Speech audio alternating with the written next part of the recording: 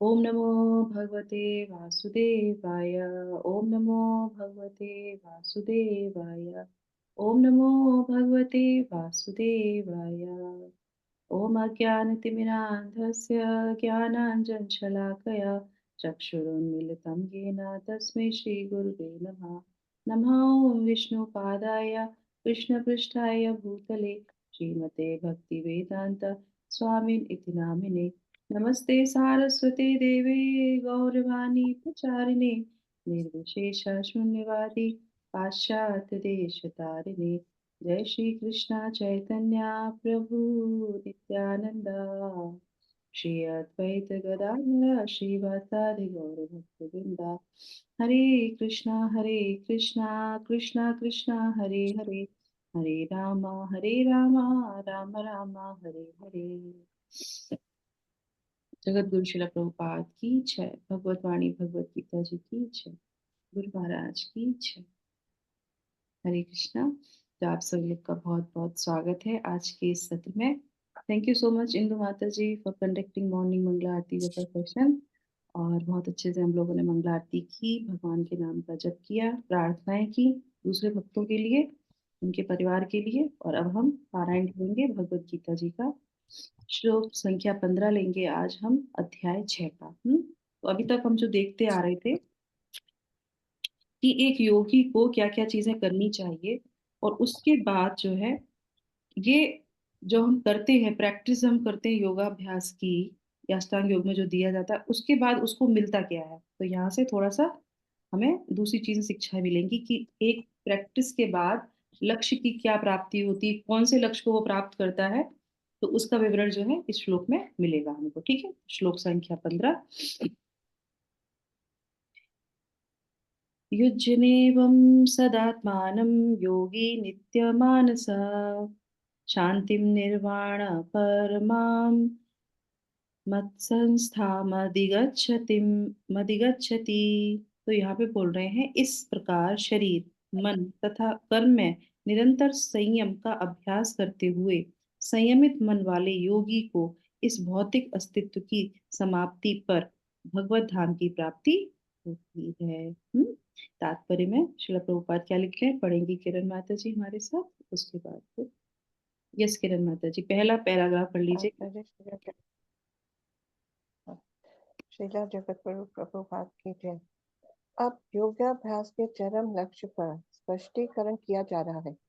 योगाभ्यास किसी भौतिक सुविधा की प्राप्ति के लिए नहीं किया जाता। इसका उद्देश्य तो भौतिक संसार से विरक्ति प्राप्त करना है। जो कोई इसके द्वारा स्वास्थ्य लाभ चाहता है या भौतिक स्थिति प्राप्त करने का इच्छुक होता है, वह भगवत गीता के अनुसार योगी नहीं है।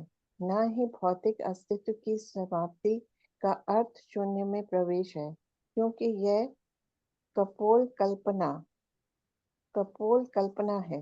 भगवान की सृष्टि में कहीं भी शून्य नहीं है। उल्टे भौतिक अस्तित्व की समाप्ति से मनुष्य भगवत धाम में प्रवेश करता है।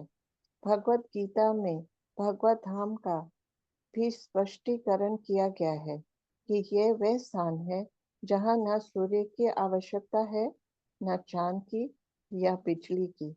आध्यात्मिक राज्य के सारे लोग उसी प्रकार से सर्वथा प्रकाशित हैं, जिस प्रकार सूर्य द्वारा यह भौतिक आकाश है। वैसे तो भगवत धाम सर्वत्र है, किंतु चिन्मयों तथा उनके लोगों को भी परम धाम कहा जाता है। हरे कृष्ण माता जी। थैंक यू सो मच माता जी। Yes next. हरे कृष्णा। जगत गुरु शिला प्रभुपाद की जय। एक पूर्ण योगी जिसे भगवान कृष्ण का पूर्ण ज्ञान है, जैसा कि यहाँ पर भगवान ने स्वयं कहा है, मच्चित मत पर मत स्थानम, वास्तविक शांति प्राप्त कर सकता है। अंत तो गत्वा कृष्ण लोक या गोलोक वृंदावन को प्राप्त होता है। ब्रह्म संहिता में 5.37 में स्पष्ट उल्लेख है, गोलोके एवं नित्य सत्खिलात्मत्र भूतः। यद्यपि भगवान सदैव अपने धाम में निवास करते हैं, जिसे गोलोक कहते हैं, तो भी वे अपनी परा आध्यात्मिक शक्तियों के कारण सर्वव्यापी ब्रह्म तथा अंतर्यामी परमात्मा है। कोई भी कृष्ण तथा विष्णु रूप में उनके पूर्ण विस्तार को सही सही जाने बिना वैकुंठ में या भगवान के नित्य धाम यानी कि गोलोक वृंदावन में प्रवेश नहीं कर सकता। अतः कृष्ण भावना भावित व्यक्ति ही पूर्ण योगी है, क्योंकि उसका मन सदैव कृष्ण के कार्यकलापों में तल्लीन रहता है। स वै मने कृष्ण पदारविंदयो। वेदों में स्वतर उपनिषद 3.8 भी पाते हैं। तमेव विदित्वाति मृत्यु मेति। केवल भगवान कृष्ण को जानने पर जन्म तथा मृत्यु के पथ को जीता जा सकता है। दूसरे शब्दों में योग की पूर्णता संसार से मुक्ति प्राप्त करने में है, इंद्रजाल तथा व्यायाम के कर्तव्यों द्वारा अबोध जनता को मूर्ख बनाने में नहीं। हरे कृष्णा, हरि बोल। थैंक यू सो मच माता जी। हरे कृष्ण और हरे कृष्णा। तो थैंक यू सो मच किरण माता जी, प्रेम माता जी। यहाँ पे जो है बहुत अच्छे से श्रीला प्रभुपाद ने हमें समझाया है। अच्छा, एक यहाँ पे प्रश्न आता है, आप ध्यान से आप लोगों ने पढ़ा होगा। तो जो कोई भी इसके द्वारा स्वास्थ्य लाभ चाहता है या भौतिक सिद्धि प्राप्त करने का इच्छुक होता है, वह भगवत गीता के अनुसार योगी नहीं है। तो योगी की पहली डेफिनेशन क्या है कि सिर्फ स्वास्थ्य लाभ के लिए योग नहीं किया जाता है ना, जो आजकल हम लोग संसार में देखते हैं। और जो है क्या है कि किसी सिद्धि को प्राप्त करना हो तो सिद्धि के लिए भी योग नहीं होता है। योग का मतलब ही होता है, एटलीस्ट भगवत गीता के अनुसार तो योग का मतलब है भगवान को प्राप्त करना, भगवान में अपने चित्त को रखना, है ना। तभी तो बोला गया मत चित्तः, अपने चित्त को मुझ में लगाओ। किसमें? मत परहा में, मतलब भगवान कहते हैं मत परहा, मेरे में लगाओ, है ना। मत स्थानम। तो इस तरीके से ही वो जो है मेरे स्थान को प्राप्त कर सकता है। तो यहाँ पे एक लाइन आ रही है, ना ही भौतिक अस्तित्व की समाप्ति का अर्थ शून्य में प्रवेश है, और क्योंकि यह कपोल कल्पना है, भगवान की सृष्टि में कहीं भी शून्य नहीं है। उल्टे भौतिक अस्तित्व की समाप्ति से मनुष्य भगवत धाम में प्रवेश करता है। इसका क्या मतलब है? भौतिक अस्तित्व की समाप्ति से मनुष्य भगवत धाम में प्रवेश करता है। कैसे? भौतिक सृष्टि समाप्त हो गई, फिर जो है कैसे भगवान के धाम प्रवेश करेंगे? कोई बता सकता है इस लाइन का क्या मतलब है? माता जी, इसका मतलब ये है कि भौतिक से ये इस संसार से विरक्ति प्राप्त करके भगवान के धाम को प्रवेश करना, यानी कि भगवान से आपका कनेक्शन हो जाएगा। योगी का मतलब है कि मन को अपने भगवान के उसमें अस्तित्व उसमें लगाना है, संसार से विरक्ति पाना है। और जो है ये भौतिक अस्तित्व मतलब यानी कि भौतिक से उसका, संसार से उसकी विरक्ति हो जाएगी और उसका प्रवेश भगवत धाम में हो जाएगा, जो मेरे अनुसार है, ठीक जो मुझे है। समझ में आया। हिंसा। अच्छा, और कुछ, और कोई टिप्पणी? अच्छा, एक छोटा साधारण प्रश्न है ना। जब हम, हमारा ये भौतिक शरीर, ये शरीर कौन सा है? भौतिक है, करेक्ट। पंचभूतों का शरीर है, पंचभूत में मिल जाएगा। उसके बाद क्या हो गया? प्रलय होती है ना। प्रलय होती है, सब कुछ जो है कहाँ? महाविष्णु में चला जाता है, जहां से निकले थे वहां चला जाता है। मान लीजिए हम लोग भी, जब प्रलय होती है, प्रलय काल में क्या होता है? जो जीवात्मा है वो महाविष्णु में चली जाती है, तो हमारा अस्तित्व खत्म हो जाता है, संसार खत्म हो गया। अब यहाँ पे बोल रहे हैं जो लोग दूसरे फिलोसफर है वो क्या बोलते हैं? ये जब संसार खत्म हो जाता है, सब कुछ शून्य से आता है, शून्य में चला जाता है। हम्म। और हम लोग जब भगवत गीता पढ़ते हैं, भागवतम पढ़ते हैं, तो उसमें आता है कि महाविष्णु से सारे जो है जीवांश निकलते हैं और उन्हीं में ही जो विलय हो जाते हैं, उनमें ही चले जाते हैं, और फिर उसके बाद जब सृष्टि संपन्न होती है तो दोबारा से वो निकलते हैं। तो हमारा हमारा अस्तित्व रहता है या खत्म हो जाता है? माता जी रहता है। रहता है माता जी। ठीक है, रहता है। Very nice. सब लोग मानते हैं रहता है। हम्म? यस। अभी ये जो योगाभ्यास कर रहे हैं, तो इसका क्या प्रभाव पड़ेगा? ये जो हम भक्ति योग कर रहे हैं या अष्टांग योग कर रहे हैं, उसका क्या प्रभाव पड़ेगा? एक बार हम गए, विलीन हो गए और फिर निकले, और निकलने के बाद फिर क्या प्रभाव रहेगा हमारा? से हम लोग मतलब भगवान के धाम को जा जाएंगे, तो फिर तो वहाँ हम वहीं रहेंगे ना। फिर हमारा जन्म अच्छे, या तो हमारा जन्म होगा तो अच्छी जगह होगा, अच्छे कर्म होंगे, हम्म। अच्छे हम संस्कार लेकर पैदा होंगे और भगवान की भक्ति में ही विलीन रहेंगे। वेरी और अच्छा है। बहुत अच्छा माता जी ने बताया कि एक तो, या तो दो ऑप्शन है हमारे पास, एक तो भगवत धाम चले जाओ, है ना। और अगर भगवत धाम नहीं पहुंचते हैं, और अगर हम यहाँ किसी भौतिक संसार में अगर रहते भी हैं और प्रैक्टिस हम कर रहे हैं, तो क्या होगा, पहले तो पहला शब्द जो इसमें इस श्लोक से पता चलता है कि जो भी निरंतर संयम का अभ्यास करते हुए संयमित मन वाले योगी को इस भौतिक अस्तित्व की समाप्ति पर भगवत धाम की प्राप्ति होती है। तो वो भगवत धाम चला जाता है, पहली बात। दूसरा जो होता है कि बाई चांस अगर हम भगवत धाम नहीं चाहते और हम ये प्रैक्टिस कर रहे हैं और ये पूरा भौतिक जो है संसार समाप्त हो जाता है और हम जो है महाविष्णु में फिर से चले जाते हैं, है ना, फिर भी हमारा जो मन बुद्धि है वो क्या रहेगा, वो कॉन्शियस वैसी ही रहेगी जो हमने प्रैक्टिस की थी। हमारे साथ हमारी ये कॉन्शियस वैसी ही रहती है और जो हम प्रैक्टिस करते हैं वो भी वैसी ही रहती है, हमारे कर्म भी हमारे साथ आते हैं, कुछ भी हमारा नष्ट नहीं होता। सिर्फ पंचभूत का शरीर यहाँ चला जाता है, बाकी जो हम ग्रहण करते हैं वो हमारे साथ ही रहता है। कहीं पे भी चले जाएं हम, वो हमारे साथ ही रहेगा, वो चेतना हमारे साथ रहेगी, वो कभी भी नष्ट नहीं होती। इसीलिए कहते हैं भक्ति मार्ग बहुत ही अच्छा है। अगर आप थोड़ा सा भी प्रयास करेंगे भगवान के लिए, थोड़े से भी चित्त में रखेंगे, भगवान उसको कभी भी आपसे नहीं लेंगे, हमेशा आपके साथ देंगे आपको। तो हम जब उससे निकलते हैं और इसके साथ साथ खराब कर्म करेंगे, अगर हम गलत चीजें करेंगे, षष्ठी चली गई, वो हो गया, दोबारा से आएंगे तो दोबारा से वही कर्म हमारे साथ आएंगे, वो कभी भी नहीं जाते। बल्कि भक्ति करने से हमारे जो है प्रारब्ध अप्रारब्ध बीज कूट सब नष्ट हो जाता है, पर बिना भक्ति के कुछ भी नष्ट नहीं होता, वो तो हमारे साथ आएगा। लोग कहते हैं क्या होता है, क्या करना होता है, मर जाएंगे हो जाएगा खत्म, नहीं होता। आप भी खत्म हो जाए, पूरी सृष्टि भी खत्म हो जाए, पर जो आप कृत्य कर रहे हैं उसको तो भोगना ही पड़ेगा, वो आपके साथ आता ही रहेगा कंटिन्यू जब तक। और ये सृष्टि क्या है, ये तो चलती रहेगी। शिला प्रभुपाद से एक बार एक जो है व्यक्ति ने पूछा कि आप हरे कृष्णा करते रहते हैं और अगर आपको पता चले अंत में कि भगवान तो है ही नहीं और आपने पूरा जीवन तो हरे कृष्णा करते ही करते निकाल दिया, कृष्ण तो है ही नहीं, फिर क्या मिलेगा आपको? वो कहते हैं हाँ बहुत बढ़िया बात तुमने पूछी हमसे कि भगवान नहीं है तो क्या, बोले फिर भी हमने तो बहुत अच्छा जो अपना जीवन बिताया, सात्विक मूड में रहे हम तो। सुबह उठते थे, मंगला आरती करते थे, प्रसाद खाते थे, डांस करते थे, कीर्तन करते थे, शास्त्रों को पढ़ते थे, वो हमने सब कुछ कर लिया, जो हमारा योग धर्म था सब कुछ कर लिया। और उसके बाद ये बात अब रिवर्स में तुमसे अगर हम पूछें कि अगर तुम मरे और तुम्हें जब ऊपर गए और तुम्हें पता चला अरे भगवान थे, भगवान की तो भक्ति करनी चाहिए थी और हमने तो पूरे जीवन नहीं किया, फिर तुम्हारा क्या होगा? तुम कहाँ जाओगे, तुम्हारी गति क्या होगी?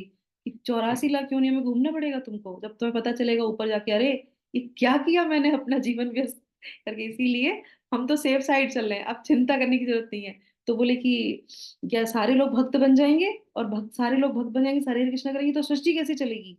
तो शिला प्रभुपाद कहते तुम चिंता मत करो, ये सृष्टि तो ऐसी ही चलती रहती। क्यों चलती रहती है? क्योंकि जीवात्मा इच्छा करती है। बोले तुम जैसे मूर्ख कभी भी कृष्णा कॉन्शियस नहीं अपनाएंगे, कभी भी हरे कृष्णा नहीं करेंगे, इसीलिए सृष्टि चलती रहेगी और ऐसे ही चलती रहेगी, ये ऐसे ही चलती रहेगी। इसका कुछ नहीं होने वाला। तुम चिंता मत करो, ये ऐसे ही चलेगी। और साफ साफ कहते हैं तुम जैसे मूर्ख कभी भी कृष्णा कॉन्शियस को नहीं अपनाएंगे, इसीलिए ये जो है चलती रहती है। भगवान जो है पटकते रहते हैं कि चलो जाओ अपना जो है करो। तो अब आ जाते हैं अपने श्लोक पे। तो यहाँ पे हमें क्या बता रहे हैं कि जैसे कि हमने 13 और 14 श्लोक में बोला सुना था, मत पढ़ा कि अपना मन मुझ में कृष्ण में लगाना चाहिए। तो अब यहाँ पे जो है बोल रहे हैं कि हमको जो है भगवान पे आश्रित हो जो होता है तो उसका परिणाम क्या होता है। जो भगवान पे पूरी तरीके से आश्रित होता है, भगवान को अपना लक्ष्य बनाता है, तो उसको क्या होता है और उसकी गति का वर्णन जो है इस श्लोक में मिलता है। तो वो कहते हैं युज्यस्य एव सदा आत्मानम, इस प्रकार सदा अपने मन को योग में, योग के अभ्यास में लगाना लगाते हुए। उसके बाद सदा, सदा का मतलब क्या है? सभी समय। तो यहाँ पर बताइए सदा सभी समय का मतलब क्या है? पूरे दिन हमको भगवान में लगाना चाहिए। हम्म? जी माता जी। यस माता जी। अपने कर्म करके भगवान में प्राण लगा। हाँ, सदा का मतलब है हर समय मन को कैसे। अब हर समय जपा करने के लिए नहीं बोला जा रहा है कि आप हर समय हरे कृष्णा मंत्र बोलते रहिए, बोल सकते हैं, पर क्या है हर चीज में जो है हम अपनी इंद्रियों को, अपने ज्ञानेंद्रियों को, अपने मन को, अपने चित्त को कहीं ना कहीं कैसे ना कैसे करके उसको हम अपने जो है सदा हमेशा के लिए, हमेशा मतलब दो अर्थ हो गए। एक तो हो गया एक दिन में 24 घंटे होते हैं तो उन 24 घंटों को लगाना। दूसरा हो गया कि जो हमारा ये जीवन है, जब तक हमारी सांस है तब तक हमको ये प्रैक्टिस करती रहनी चाहिए। सदा का मतलब दो, एक तो दिन का और एक हमारे पूरे जीवन का। तो इस तरीके से हम सदा इसको जो है सभी समय जो है हम इसको कर सकते हैं। ठीक है, अब उसके बाद आ जाते हैं कृष्ण कृष्ण कॉन्शियस में रहना है हमेशा। कॉन्शियस में रहना। ये कृष्णा कॉन्शियस में भक्ति योग के लिए हो गया, और अष्टांग योगी के लिए बोला जा रहा है कि ये प्रैक्टिस आपको लाइफ टाइम तक करती रहनी पड़ेगी, है ना। वो जो अगर भगवान को लक्ष्य बनाते हैं तो, और नहीं अगर बनाते हैं तो, जो भी जिसको भी लक्ष्य वो बना रहे हैं उनके लिए भी जो है ये साधारण नहीं है, इसको आपको पूरे जीवन इसकी प्रैक्टिस करनी पड़ेगी। कि नहीं कि कुछ सिद्धि आ गई, कुछ आ गया, फिर उन्होंने छोड़ दिया, नहीं, पतन हो जाएगा आपका। अष्टांग योग में भी बोलते हैं लास्ट समय तक हमको करना चाहिए इस श्लोक के अनुसार। उसके बाद संयमित मन वाला योगी को क्या प्राप्त होता है ना, ये बोलते हैं ना, योगी नित्य मानस। संयमित योगी वाले को क्या प्राप्त होता है, तो फिर वो आगे बताते हैं, शांतिक निर्वाण मत शांति शांति निर्वाण पराम, है ना। निर्वाणम, तो निर्वाणम जो है एक तरह से जैसे बोलते हैं संस्था। एक संस्था मिल जाती है उसको, जैसे हमारी कौन सी संस्था है, कृष्ण भावना भावित संघ संस्था, हमने संस्था को क्या कर लिया है, अपना लिया है। तो इसी तरीके से जो योगी होते हैं वो प्रैक्टिस करते हैं, तो उनको क्या मिलता है, उनको भी एक संस्था में एडमिशन मिल जाता है। तो हमने तो पहले से वैकुंठ की, भगवान शिला प्रभुपाद की जो संस्था में एडमिशन लेके क्या किया, मत पढ़ा, अब तो हम उनकी संस्था में पहुंच गए, शांति से पहुंच गए, तो उसको भी जो है भगवान का भगवत धाम मिल जाता है इस तरीके से। और ये क्या है, ये आपको जो है शांति शांति की तरफ आगे लेके जाता है ना। और उसके बाद जो है यस, और उसके बाद है मत स्थानम, हाँ ये स्थानम, मत स्थानम यानी अधिगच्छति, तो वो संस्था, वो भगवान का परम धाम उसको प्राप्त होता है। अब उसके बाद जो है, अब हमारे लिए यहाँ पे लर्निंग क्या आती है ना, तो हमारे लिए लर्निंग है कि योग, जो हमें श्रीला प्रभुपाद ने बताया था कि योगाभ्यास जो है किसी भौतिक, जो है किसी सिद्धि के लिए नहीं होता, किसी जो है किसी कुछ किसी अचीवमेंट के लिए नहीं होता, भौतिक संसाधनों को प्राप्त करने के लिए नहीं होता, वो भगवान को प्राप्त करने के लिए ही होता है। और उसके बाद जो है अब हमें क्या करना चाहिए, हमको जो है लगातार भगवान के नाम का जप करना चाहिए, ये भक्ति योग के लिए हो गया। और उसके बाद क्या है, नियमित करना चाहिए, समय से डेली करना चाहिए, है ना, जो कि हम लोग करते हैं। और डेली भी कैसे, एक तो होता है कि 50%, एक होता है 100%। तो फुल हार्ट से हमको जो है इसको अपनाना चाहिए। अगर हम आधे अधूरे, अच्छा देखिए भौतिक जगत में भी जब कोई चीज अचीव करते हैं, तो आप अगर अपना 100% नहीं देंगे तो आपको वो चीज़ नहीं मिलेगी। करेक्ट। अगर जॉब भी लेना है, बच्चों को अगर कोई किसी में एडमिशन लेना है, तो 100% देना ही पड़ेगा, अपना एफर्ट तो 100% दीजिए, रिजल्ट क्या आ रहा है वो तो अलग बात है। तो इसी तरीके से भक्ति में भी हमको अपना 100% देना चाहिए, ऐसा नहीं कि 50% ये और 50% नहीं, वो होना ही नहीं है। 100% एफर्ट 100% दीजिए, रिजल्ट भगवान के हाथ में है। तो इस तरीके से है कि हमको नियमित करना चाहिए, और जो है सब समय करना चाहिए। और उसके बाद फिर क्या है, उसके बाद जो है कृष्ण प्रेम प्राप्त होता है। और जितनी एकाग्रता एकाग्रता से हम करेंगे उतना ही हमारा क्या होगा, अगर हम जितनी एकाग्रता के साथ जपा करेंगे तो क्या मिलेगा, सुमन माता जी, हरे Krishna.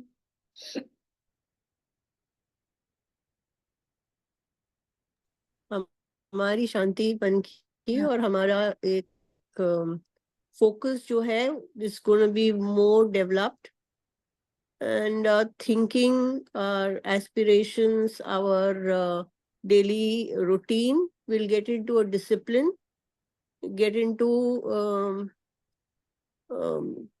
a routine kind of thing, which is self discipline kind of thing. किसी के कहने की जरूरत नहीं है, आप उसी रफ्तार से हम्म। उसमें प्रकृति करते रहेंगे।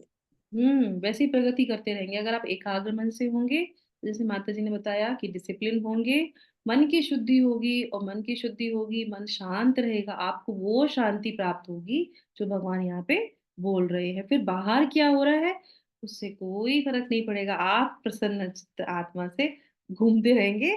बिल्कुल, जैसे बोलते हैं कि ये तो अपनी दुनिया में, एक मैं देख रही थी यूट्यूब में था, पता नहीं कहाँ था, बहुत अच्छा, कि देखो जो जिसने शादी कर ली वो भी बहुत परेशान रहते हैं, और जो जो शादी नहीं करते, जो वैसे बैचलर लाइफ जीते हैं वो भी परेशान रहते हैं, नौकरी करने वाले वो भी परेशान, जिनके पास धन नहीं है वो भी परेशान। तो इस दुनिया में सबसे ज्यादा सुखी कौन है तभी वहां पे आता है जो हरे कृष्ण वाले हैं ना, ये सबसे ज्यादा सुखी रहते हैं, हर समय मग्न रहते हैं अपनी चीजों में तो एक्चुअल में ये बात बिल्कुल सही है, इस पूरी दुनिया में क्या क्या चीजें चलती रहती हैं, पर हरे कृष्णा वाले मैं ये नहीं कह रही, मतलब हरे कृष्णा मतलब से जो भी आध्यात्मिक में है वो सच में प्रसन्न रहता है। कोविड आया तो घर बंद हो गया, उनका अपना ऑनलाइन क्लासेस चालू हो गई, वो अपने ऑनलाइन चीजों में सीखने लगे चीजें करके।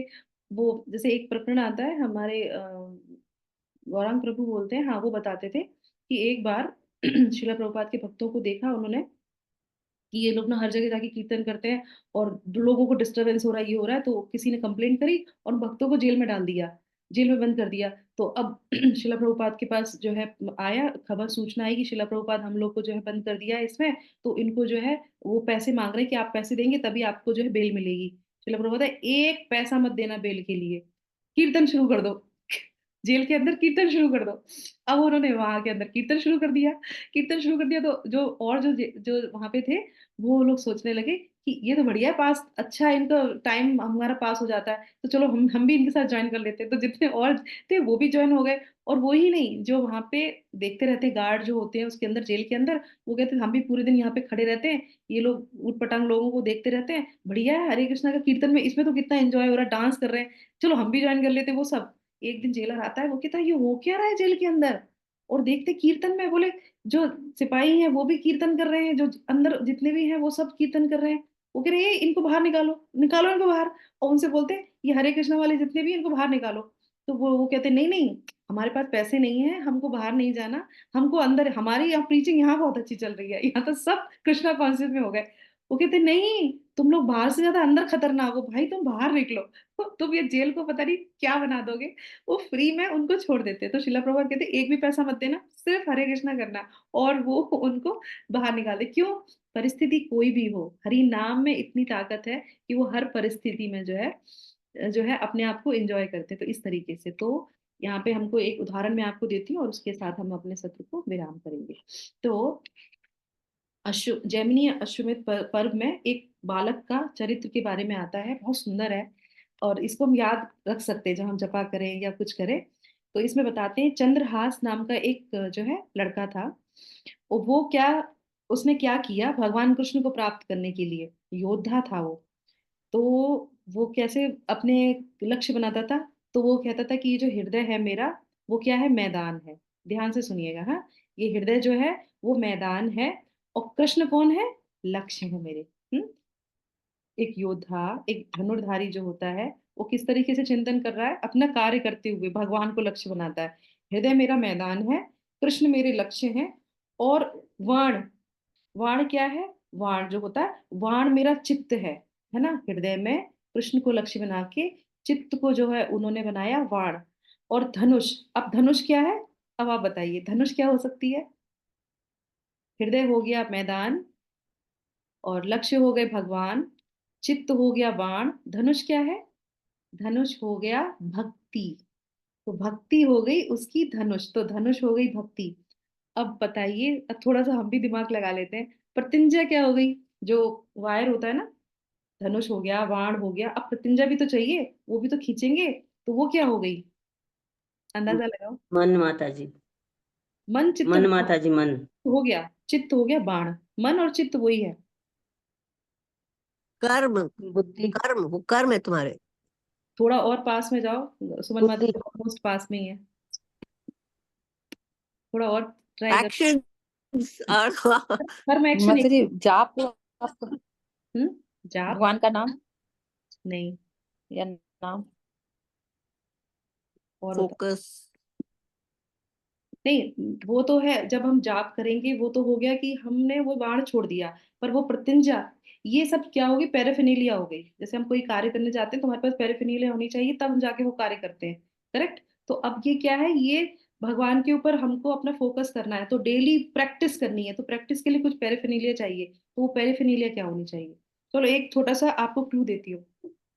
हम लोग सुबह ये भगवत गीता पढ़ते हैं, है ना, तो हमारे पास भगवत गीता है, हमारे पास ये क्लास है, और क्या है, और चीजें क्या है, समय, है?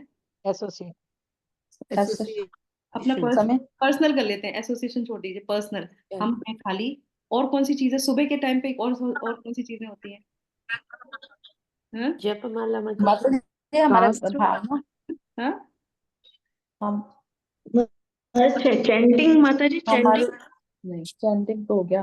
माता जी शास्त्र, क्या चीज? शास्त्र। प्रभु की नहीं, कृपा, प्रभु की कृपा भी नहीं। माता जी भगवान की कृपा।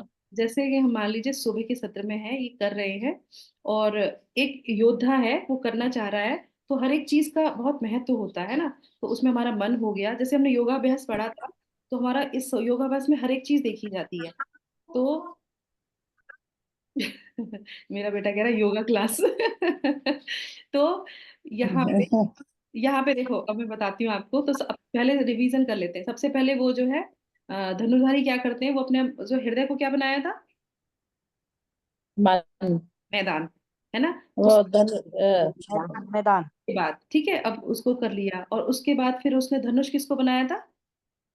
कृष्ण को। कृष्ण भगवान को। नहीं, नहीं, धनुष बनाया भक्ति को। भक्ति को। भक्ति को, धनुष हो भक्ति गया। को। कृष्ण हो गए लक्ष्य। एक किसी को मारेंगे ना, तो वो लक्ष्य कौन है? भगवान कृष्ण। हाँ, ठीक है। और कृष्ण। हाँ, बाण किसको बनाया था? बाण। चित चित चित। चित्त। चित्त, हृदय, मन, बाण था चित। हाँ। यस, उसको लगा लिया उसमें। ठीक है। अब जो प्रत्यंजा है वो क्या है? वो है सतोगुण। समझ में आया? अगर तमोगुण ओहो। में प्रत्यंजा चढ़ाएंगे, और जो है तमोगुण में, रजोगुण में प्रत्यंजा चढ़ाएंगे, तो उसका लक्ष्य वो प्राप्त नहीं कर पाएगा। करेक्ट। तो जो सुबह, इसी में बोल रही थी सुबह का समय, तो ये जो सुबह के समय हम जब कोई चीज करते हैं, तो वो क्या होता है, जितनी अच्छी प्रत्यंजा, देखा, अगर प्रत्यंजा ढीली होगी तो नहीं होगा। तो रजोगुण में होगी, टाइट हो जाएगी। तमोगुण में होगी तो ढीली हो जाएगी। तो सबसे अच्छी प्रत्यंजा कैसी चढ़ती है? सतोगुण में। तो सतोगुण की प्रत्यंजा चढ़ाई, और उसके बाद फिर क्या है? लगातार किसको लक्ष्य बनाता है? भगवान को। और इसकी प्रैक्टिस उसमें लिखा है कि वो निरंतर इसकी प्रैक्टिस करता रहा, और उसके बाद भगवान उनको मिले, और उसके बाद उन्होंने कभी भी भगवान को नहीं छोड़ा, भगवान ने उनको नहीं छोड़ा। वो भगवान की समाधि में ऐसे रहे, डेली अपनी प्रत्यंजा चढ़ाते थे, डेली धनुष चढ़ाते थे, डेली बाण लगाते थे। किस पे? भगवान कृष्ण में। तो ये हमको कैसे अच्छी शिक्षा मिलती है? तो डेली हम सुबह उठते हैं, डेली हम जपमाला करते हैं, तो हमारा लक्ष्य क्या होना चाहिए? भगवान कृष्ण। तो हम लोग जपमाला में क्या बोलते हैं जब जप करते हैं? कि हे राधा कृष्ण, हरे हे गांधारी गिरधारी, जो भी आपकी डिटीज हैं, उनका नाम लेके कि हमको हमेशा जो है अपने चरणों में सेवा में लगाइए। तो फिर भगवान की सेवा में, गुरु की सेवा में हमको लगाइए, ये हमारा लक्ष्य होना चाहिए। और ऐसे लक्ष्य जब हम लेते हैं, और उसके बाद हमेशा जो है हरे कृष्णा बहुत ध्यान पूर्वक जो है जब करते हैं, हृदय में, चित्त में भगवान को रखते हुए करते हैं, तो भगवान प्राप्त होंगे ही होंगे। क्यों? क्योंकि भगवान स्वयं बोल रहे हैं कि ऐसी निरंतर संयम अभ्यास करते हुए संयमित मन वाले योगी इस जो है वो मेरे धाम को प्राप्त होते हैं। धाम को प्राप्त होने का मतलब है भगवान को प्राप्त करना। ठीक है। तो इस तरीके से डेली जो है टारगेट अपना, डेली हम लोग अपने मैदान में आ जाते हैं। अब उस मैदान में क्या होगा? अगर सो गए तो क्या होगा? हार जाएंगे, है ना। तो इसी के साथ हम यहाँ पे विराम करते हैं, और अपने लक्ष्य जो हमारे भगवान कृष्ण है, तो वो हमारे लिए सबसे अच्छा साधन है हरि का नाम जप करना एक साथ मिलके, है ना। हरे कृष्णा कृष्णा कृष्णा हरे हरे, हरे रामा राम हरे राम हरे राम राम हरे हरे। हरे। माता जी सभी को दंडवत प्रणाम। और देखिए इसमें एक चीज कितनी हरे अच्छी कृष्णा है। माता जी, हरे दंडवत कृष्णा। प्रणाम। यस, तो अभी अभी हमने सबसे अच्छी चीज इसमें क्या है? जब हम लोग हरि जाम करते हैं ना, मान लीजिए 108 का है, अगर एक माला अच्छे से नहीं हुई तो कोई बात नहीं, दूसरी है ना, तो दूसरी पे, अरे इस पे ध्यान इधर उधर गया, अब दूसरा वाला है। हमारे आचार्य भी बोलते हैं कि जैसे गोली एक जो है योद्धा मारता है ना, तो कहते कोई बात नहीं, एक गोली खाली चली गई। हमारे गोपाल कृष्ण महाराज जी बोलते थे ये बात, कोई बात नहीं। जैसे रणभूमि में कोई योद्धा करता है, एक गोली खराब चली, कोई बात नहीं, हमारे पर 108 है। 108 भी नहीं, हम तो 16 माला करते हैं, तो एक गोली खराब चली, कोई बात नहीं, दूसरी गोली पे ध्यान दो, ये बिल्कुल टारगेट पे लगनी चाहिए। तो तीसरी, ऐसे करके 108। तो एक पे मन इधर उधर जाए तो कोई बात नहीं, नहीं, नेक्स्ट अच्छा करना है, और इससे अच्छा करना है। और ये क्या है? कार्तिक मास, अब इसमें तो क्या और ज्यादा हमें जपा करना है। चलो कोई बात नहीं, 16 अच्छे नहीं हुए तो दूसरे 16 और अच्छे कर लो।